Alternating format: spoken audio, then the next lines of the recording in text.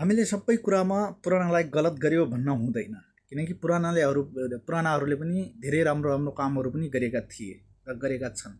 तर के भइदियो भने यिनीहरूको नेतृत्व नै यस्तो भइदियो कि नेतृत्व नै ह्याब्बी भइदियो के।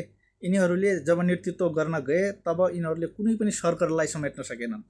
हरेक सरकारलाई, हरेक युवाहरूलाई, हरेक समुदायहरूलाई एउटै दृष्टिकोणले हेर्न सकेनन्। यिनीहरूको सत्ताको अहमता यिनीहरूलाई जाग्यो। यिनीहरूले के सोच्यो भने जनता चाहिँ तल्लो स्टेपको हो, हामी चाहिँ माथिल्लो स्टेपमा छौँ, हामीले जे गर्दा पनि जनताहरू यो माथिल्लो स्टेपमा आउन सक्दैन।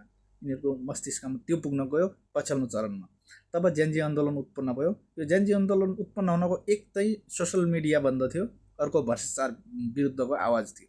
यस कारणले गर्दाखेरि काङ्ग्रेस र एमालेलाई सबैभन्दा यो चुनावमा असर चाहिँ यी दुईटा कुराले परेको थियो। आज काङ्ग्रेसलाई केमा असर पर्यो भने यसले चुनावको मुख्यमा अधिवेशन गरिदियो काङ्ग्रेसले, किनकि चुनाव पछाडि गर्नु पर्थ्यो। अहिले चाहिँ शेरबहादुरको नेतृत्वमै चुनावमा जानु पर्थ्यो।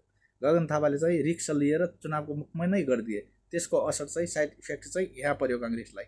अब एमालेलाई त ज्यान्जी आन्दोलनको इफेक्ट छँदै थियो, तर पनि काङ्ग्रेसलाई यता परेको हो। अब माओवादी त हर वर्ष गिर्दै आइराखेको छ, त्यसलाई त कुनै भन्नु पर्दैन, किनकि 32 थियो, 7 आयो, अब यस्तै हो भने 0मा जाने सम्भावना छ।